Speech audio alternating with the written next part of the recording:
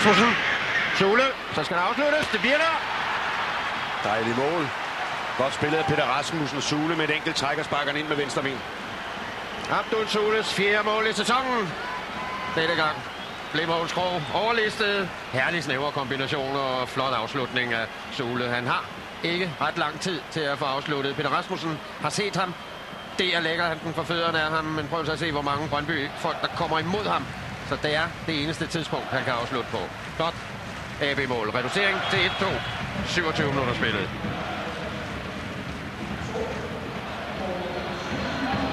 Man kan vel også sige, det er lidt rimeligt, at den står 2-1, hvis der er nogen, der skulle føre, vel selvfølgelig nok Brøndby, men AB har trods alt stadigvæk været i boldbesiddelse mest.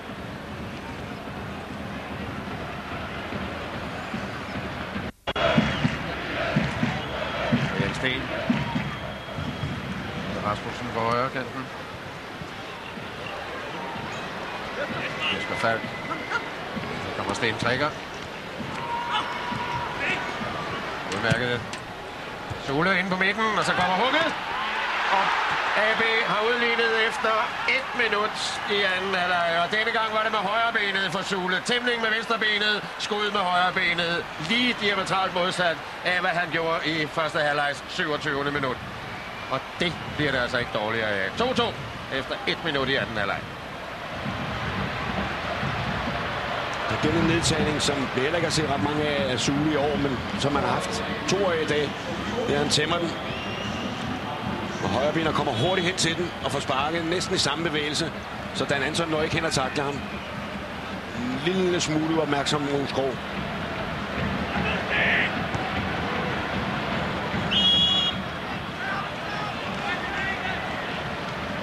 Men flot af AB at komme tilbage efter. Jesper Falk, der fra starten af anden halvleg er rykket ud som venstre midtbane for at gøre plads inden foran til Kochagin, manglede altså stadigvæk at komme til en regulær god afslutning. Her Abdul Sule, der lægger an. Kochagin, lidt heldig til Jesper Falk. Bolden smitter ind undervejs. Men målet, en kendsgerning, der var spillet godt og vel en halv time af kampen, da føringsmålet kom. Men også en lille smule heldigt, at han kommer på scoringslisten her, Jesper Falk. 1,5 minut senere. Nu kunne de det hele hos AB'erne. OB'erne virkede trætte. Igen Abdul Sule. Meget, meget hurtigere end Jan Jensen. Får lagt den til Kochagin. Der lige får rundet en enkelt mand. 3-1 en kendsgerning. Abdul Sule oplægger til samtlige 3 AB-mål. Han var kampens bedste spiller. Og første gang i øvrigt af AB's unge russiske spiller får scoret i Gladsaxe. Men AB-sejren ved at være en kendsgerning på en dag, hvor OB'erne egentlig havde masser af muligheder, også for at komme foran, men her en mulighed for at reducere. Efter Peter Løvenkrantz. Tilbage til spilfordeler Brian Sten. Og så har Jesper Sørensen afløst Martin Albrechtsen. Han finder flot. Jan Michaelsen, Allan Gorte tøver. Inden for en mål tøver OB's forsvar. Abdul Sule har en tynde land. Akademikerne er foran med 1-0, og så er der temmelig stille igen på Aalborg Stadion. En kold dukker for Jimmy Nielsen og guldkandidaterne fra Aalborg. Læg mærke til, at Abdul Sule får masser af plads af Jose Madsen. AB er stadig i fuld kontrol, mens Silkeborg halter gevaldigt bagefter. Det er Alex Nielsen, bolden havner hos, og han sætter et godt AB-angreb i gang. Videre til Ali Akida, straks videre til Jesper Falk, og igen straks videre til Abdul Sule, der når højst, og 1-0 til AB. Sule får altså oprejsning for sin kæmpe afbrænder i kampens indledning. Og det er altså et rigtig flot angreb, der beviser, at det ikke er uden grund, at AB har et ry som et godt fodboldspillende hold. Og når så Sule er på pletten, ja, så pynter det jo også gevaldigt. God her med en god parade. Nu fik jeg rost Lars Bohinen først i indslaget. Jeg skal også lige se, at han kan lave en fejler. Her mister han bolden på et giftigt sted. AB er hurtig til at sende den i spil. Christian Lundberg behøver kun kigge op en enkelt gang. Og værsgo, Sule til 3-1. Dejligt mål af nigerianeren, der virkelig trængte til en brandkamp for AB. Og det må man så sandelig sige, at det fik han spillet i dag. Stor kamp var det også af Zidane. Og så går det jo, som det plejer. Når Sule og Zidane er i topform, så vinder AB som regel. Dejlig indlæg fra Christian Lundberg. 3-1, og så var kampen afgjort. Der var ikke mere i Lyngby. Klubbens... Men det var AB, der styrede spillet. Det var dem, der havde bolden mest. Her indlæg fra Sten Trækker. og fremragende hovedstød Abdul Sule 1-0 fortjent føring til hjemmeholdet. Abdul Sule, der i den grad har haft et flot efterår med masser af scoringer, selvfølgelig i kraft af sin meget, meget store energi og altid sin tro på, at det kan lade sig gøre og score. Her er altså 1-0 til AB. Og det skulle blive værre nu for FCK. Det kan vi godt tillade sig at afsløre sådan et par døgn efter. Michael Johansen starter selv angrebet. Kenny Thorup med et godt blik for spillet. Sule bevæger sig. Thorup får den tilbage til Michael Johansen. Nydeligt, meget nydeligt endda. Mesterligt i virkeligheden. Og 2-0. Målscorer Jesper Falk. Og selvfølgelig havde Michael Johansen en halvdel i scoringen. Og 2-0. Fortjent eller ufortjent, når historiens hovedperson vurderer den. Jeg ved ikke, om vi er heldige. Vi har scoret på vores chancer. Det ved jeg ikke, om det er heldigt. Altså, vi har holdt dem væk fra store chancer. De har haft en med Zuma, den brændte de, og vi har taget vores chancer. Så jeg ved ikke, om vi er heldige. Jeg synes, vi er dygtige. Set og for at stikke Sule var hurtigere og springstærke. Palle Sørensen rykkede ind i centerforsvaret, hvor Rolf Petersen så tog højrebakken i stedet for Morten Ham. Det varede i øvrigt heller ikke længe, før det rekonstruerede forsvar blev sat på alvorlige prøver. AB er opspil i højre side, som så ofte før. Og Viborg kan ikke rigtig få bolden væk. Godt fightet af Peter Rasmussen. Og hvem gemmer sig på midten? Det gør netop manden Viborg frygtede. Og med sit andet mål kan Abdul Sule efter blot 4 minutter give akademikerne en perfekt start. Oplæg Brian Sten Nielsen og Viborg. De kan konstatere, at den mand, de lærte at frygte for Herning i 1. division sidste år, også er farlig i Faxe Kondi-ligaen. Knudsen tilbyder sig i venstre side. Det er faktisk gået sådan. Knudsen her.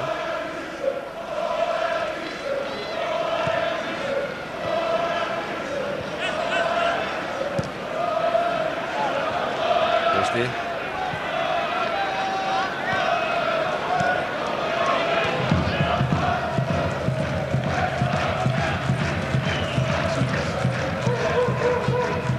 Johansen, Sule. Her kommer afslutningsmuligheden.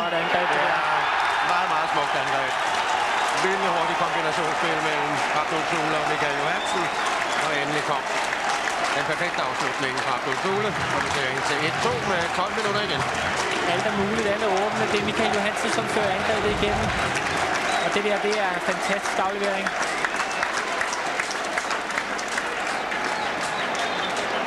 Og det er en god afslutning også. Det er klassisk afslutning igennem benene på forsvarsspillerne. Målmanden er chanceløs. Og Sule får belønning for sit hårde slid op.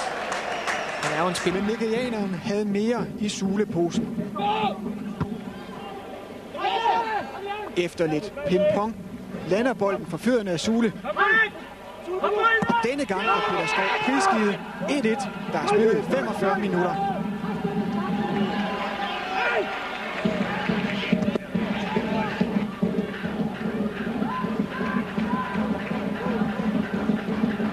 Underholdningen var imidlertid ikke over. Viborg her for en måneds tid siden. Og han i øvrigt lavede op til det andet mål, som Biskov scorede. 2-0 sejr. Biskov, som jo i øvrigt synes, jeg spiller sig stille og roligt op kamp for kamp. Og som også mod Dortmund leverer en flot præstation. Sule. Og så kommer afslutningen på ham, og 1-0 til AB. Kvarter spillet. Og en fæl blokkelse i det københavnske forsvar. Perfekt udnyttet af Abdul Sule. Og hermed scorer sit 6. SAS-liga-mål. Og altså efter 3 ugers målpause, eller 3 kampes målpause, er han tilbage på listen igen. Ja, han får revanche for den kæmpe chance, han brændte før. Det er godt lavet. Derfor er han afdriblet en så rutineret mand som Jakob Laursen. Ja, med et smart træk. Og der er ingen tvivl om, at altså, det er jo et af Abdul Sules, hvad skal man sige, problemer der. Han scorer lidt for få mål. Han brænder for mange chancer. Men han tilspiller sig til gengæld mange.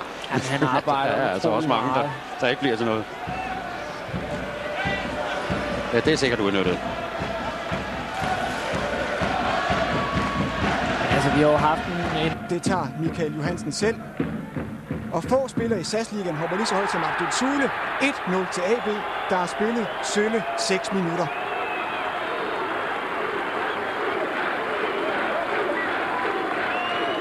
Sule kommer gevaldigt højt til værs, og Brian Priske får slet ikke mandet op for det.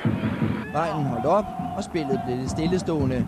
Men så pludselig Abdul Sule På den mest mærkelige måde får han assisteret Michael Johansen, der på en mere tjekket måde kan score til 3-2 for akademikerne. Og nyd lige denne jubel, den er nok også lidt mærkværdig. God kamp af Sule. Flot mål af Johansen. Ja, så kedeligt er det jo heller ikke. Med reduceringen fik AB'erne ny gejst til Erik Martin, der viser fight på midtbanen. Bolden lidt heldig til Peter Rasmussen. Abdul Sule fighter energisk, og så skal vi se et one-man-show. Udligning ved Abdul Sule 7 minutter efter reduceringsmålet. Vi har ofte kritiseret Sule for ikke at være verdens mest elegante angriber, men det her det er en flot detalje, mens Bosum ikke tør takle en myndig forsvarer.